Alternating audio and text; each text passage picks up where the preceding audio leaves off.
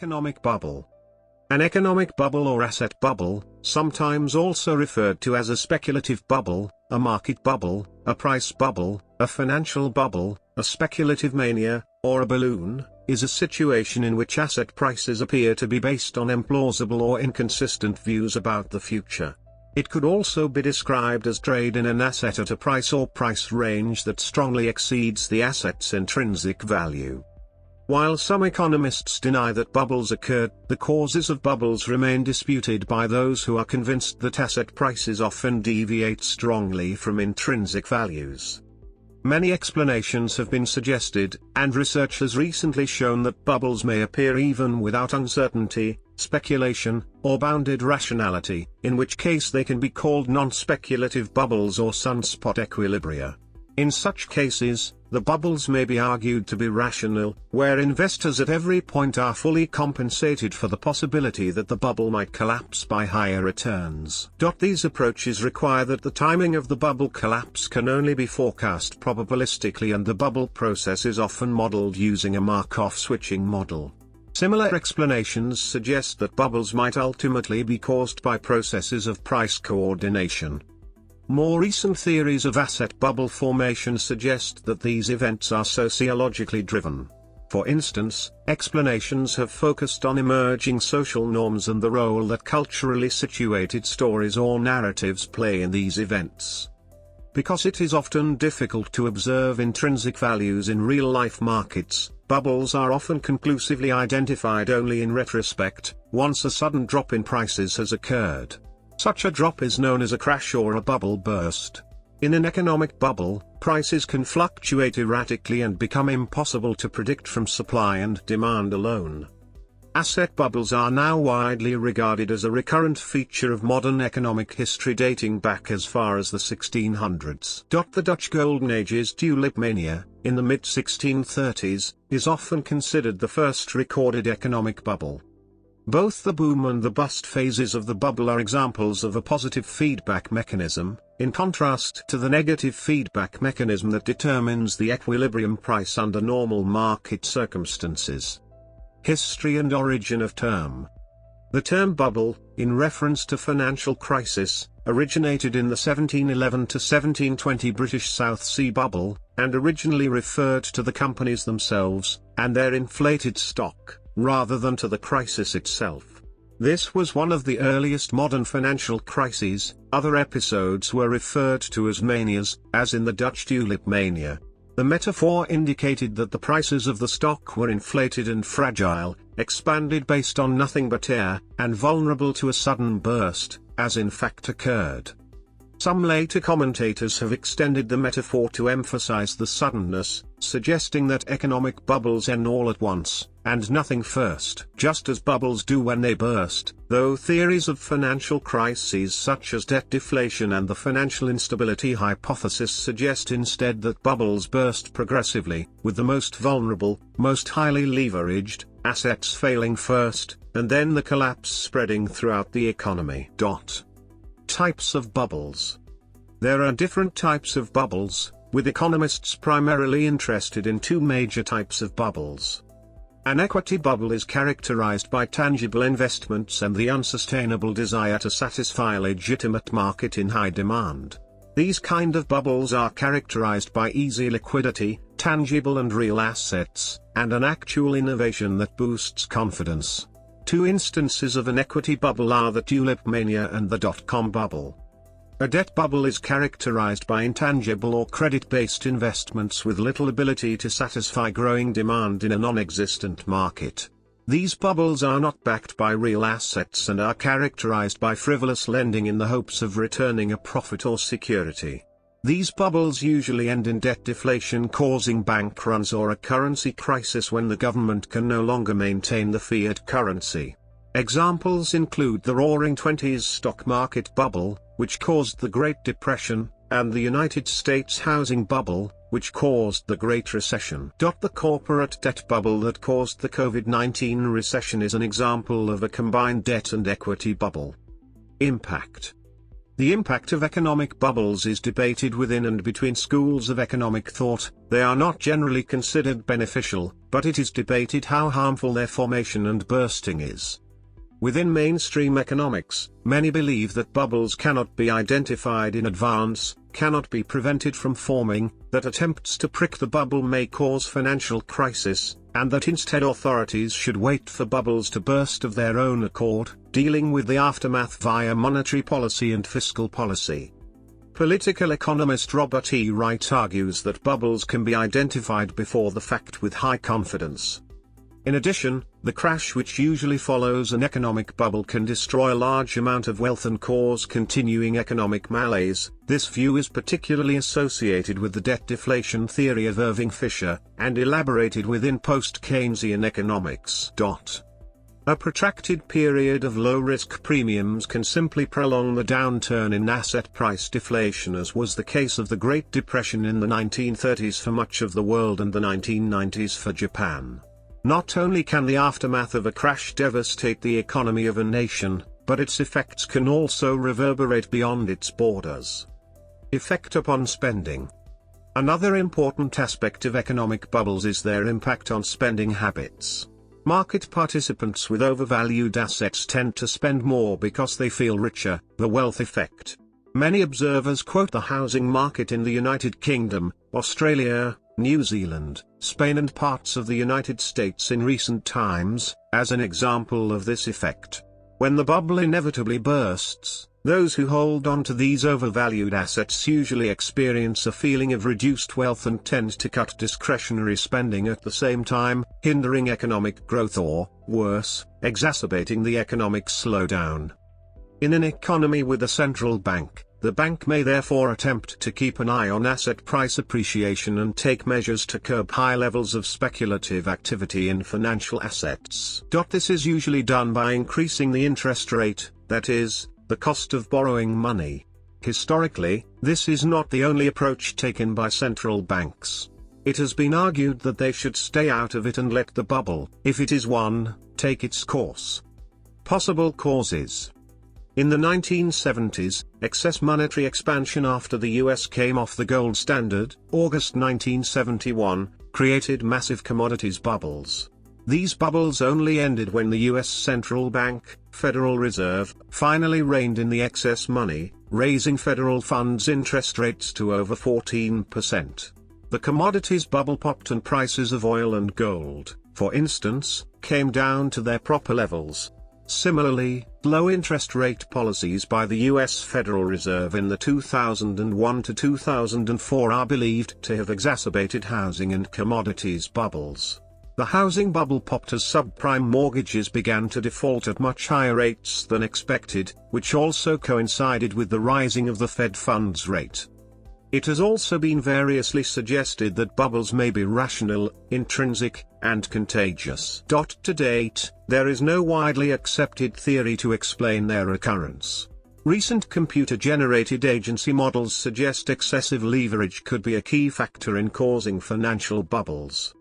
Puzzlingly for some, bubbles occur even in highly predictable experimental markets, where uncertainty is eliminated and market participants should be able to calculate the intrinsic value of the assets simply by examining the expected stream of dividends. Nevertheless, bubbles have been observed repeatedly in experimental markets, even with participants such as business students, managers, and professional traders. Experimental bubbles have proven robust to a variety of conditions, including short selling, margin buying, and insider trading. While there is no clear agreement on what causes bubbles, there is evidence to suggest that they are not caused by bounded rationality or assumptions about the irrationality of others, as assumed by greater fool theory. It has also been shown that bubbles appear even when market participants are well capable of pricing assets correctly. Further, it has been shown that bubbles appear even when speculation is not possible or when overconfidence is absent. More recent theories of asset bubble formation suggest that they are likely sociologically driven events, thus explanations that merely involve fundamental factors or snippets of human behavior are incomplete at best.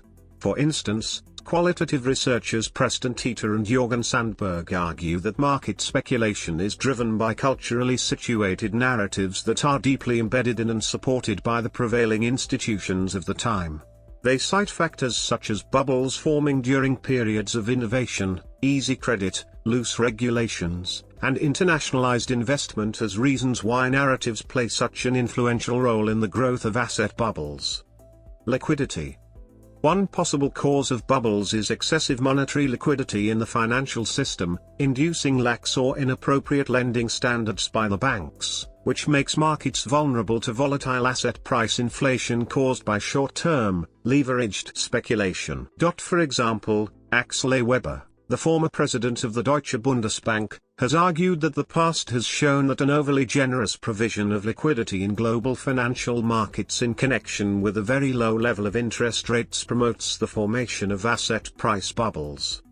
According to the explanation, excessive monetary liquidity, easy credit, large disposable incomes, potentially occurs while fractional reserve banks are implementing expansionary monetary policy, i.e. lowering of interest rates and flushing the financial system with money supply. This explanation may differ in certain details according to economic philosophy. Those who believe the money supply is controlled exogenously by a central bank may attribute an expansionary monetary policy to said bank and, should one exist, a governing body or institution. Others who believe that the money supply is created endogenously by the banking sector may attribute such a policy with the behavior of the financial sector itself, and view the state as a passive or reactive factor. This may determine how central or relatively minor/inconsequential policies like fractional reserve banking and the central bank's efforts to raise or lower short-term interest rates are to one's view on the creation, inflation and ultimate implosion of an economic bubble. Explanations focusing on interest rates tend to take on a common form. However, when interest rates are set excessively low, regardless of the mechanism by which it is accomplished, investors tend to avoid putting their capital into savings accounts. Instead, investors tend to leverage their capital by borrowing from banks and invest the leveraged capital in financial assets such as stocks and real estate. Risky leveraged behavior like speculation and Ponzi schemes can lead to an increasingly fragile economy, and may also be part of what pushes asset prices artificially upward until the bubble pops. Simply put, economic bubbles often occur when too much money is chasing too few assets, causing both good assets and bad assets to appreciate excessively beyond their fundamentals to an unsustainable level. Once the bubble bursts, the fall in prices causes the collapse of unsustainable investment schemes, especially speculative and/or Ponzi investments, but not exclusively so, which leads to a crisis of consumer and investor confidence that may result in a financial panic and/or financial crisis. If there is monetary authority like a central bank, it may be forced to take a number of measures in order to soak up the liquidity in the financial system or risk a collapse of its currency. This may involve actions like bailouts of the financial system, but also others that reverse the trend of monetary accommodation, commonly termed forms of contractionary monetary policy. Some of these measures may include raising interest rates, which tends to make investors become more risk-averse and thus avoid leveraged capital because the costs of borrowing may become too expensive.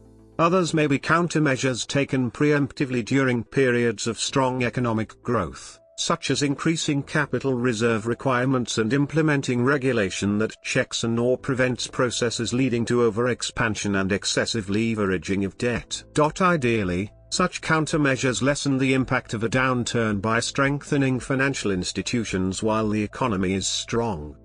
Advocates of perspectives stressing the role of credit money in an economy often refer to such bubbles as credit bubbles, and look at such measures of financial leverage as debt-to-GDP ratios to identify bubbles. Typically, the collapse of any economic bubble results in an economic contraction termed, if less severe, a recession or, if more severe, a depression. What economic policies to follow in reaction to such a contraction is a hotly debated perennial topic of political economy. The importance of liquidity was derived in a mathematical setting and in an experimental setting. See section Experimental and Mathematical Economics. Social psychology factors. Greater fool theory. Greater fool theory states that bubbles are driven by the behavior of perennially optimistic market participants, the fools, who buy overvalued assets in anticipation of selling it to other speculators, the greater fools, at a much higher price. According to this explanation, the bubbles continue as long as the fools can find greater fools to pay up for the overvalued asset. The bubbles will end only when the greater fool becomes the greatest fool who pays the top price for the overvalued asset and can no longer find another buyer to pay for it at a higher price. This theory is popular among laity but has not yet been fully confirmed by empirical research. Extrapolation. Extrapolation is projecting historical data into the future on the same basis. If prices have risen at a certain rate in the past, they will continue to rise at that rate forever. The argument is that investors tend to extrapolate past extraordinary returns on investment of certain assets into the future, causing them to overbid those risky assets in order to attempt to continue to capture those same rates of return. Overbidding on certain assets will at some point result in uneconomic rates of return for investors. Only then the asset price deflation will begin.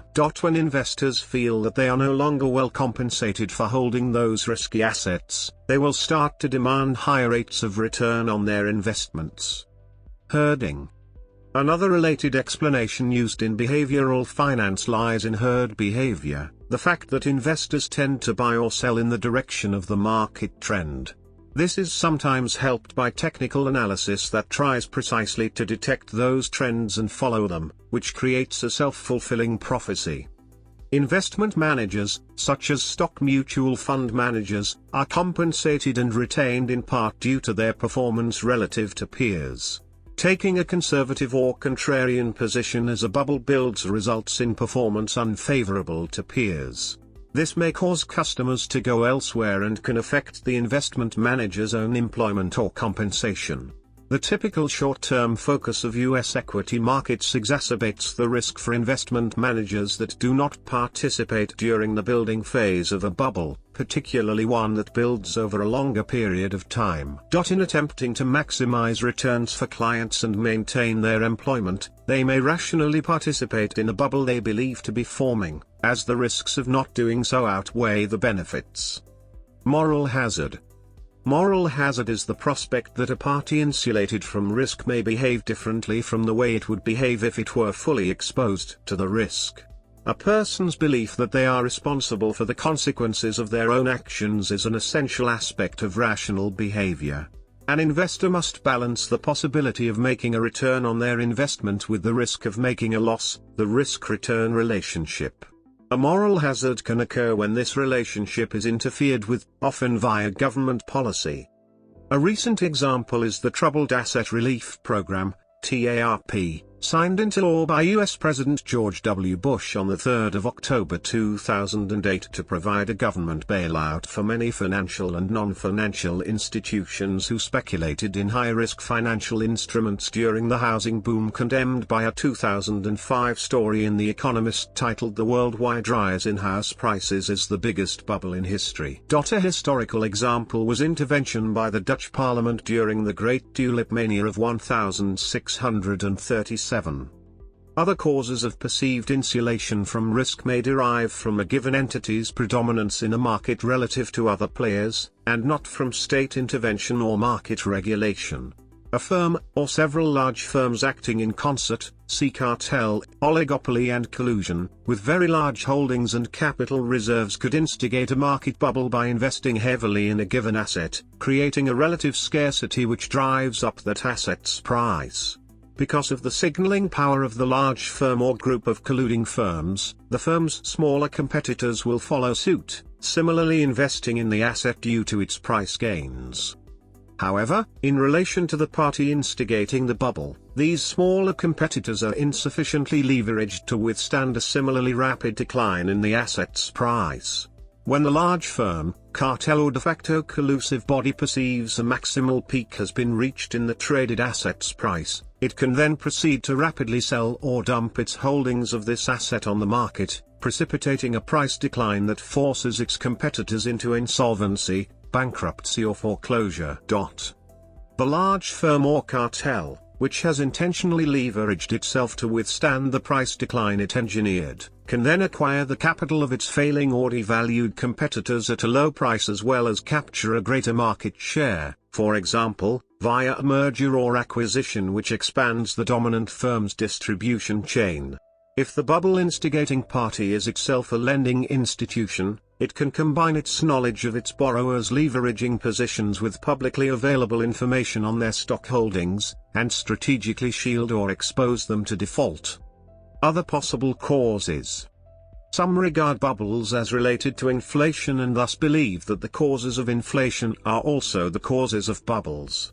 Others take the view that there is a fundamental value to an asset, and that bubbles represent a rise over that fundamental value, which must eventually return to that fundamental value.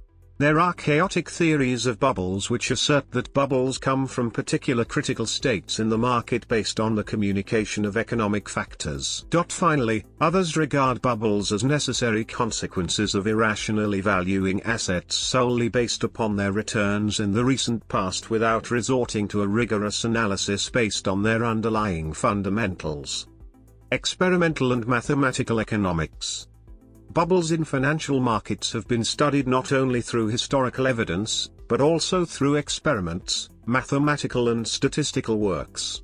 Smith, Zukanek and Williams designed a set of experiments in which an asset that gave a dividend with expected value 24 cents at the end of each of 15 periods, and were subsequently worthless, was traded through a computer network. Classical economics would predict that the asset would start trading near $3.60, 15 times 24 cents, and decline by 24 cents each period. They found instead that prices started well below this fundamental value and rose far above the expected return in dividends. The bubble subsequently crashed before the end of the experiment. This laboratory bubble has been repeated hundreds of times in many economics laboratories in the world, with similar results. The existence of bubbles and crashes in such a simple context was unsettling for the economics community that tried to resolve the paradox on various features of the experiments. To address these issues, Porter and Smith and others performed a series of experiments in which short selling, margin trading, professional traders all led to bubbles a fortiori. Much of the puzzle has been resolved through mathematical modeling and additional experiments. In particular, starting in 1989, Gundutz, Kagan-Alp and collaborators modeled the trading with two concepts that are generally missing in classical economics and finance.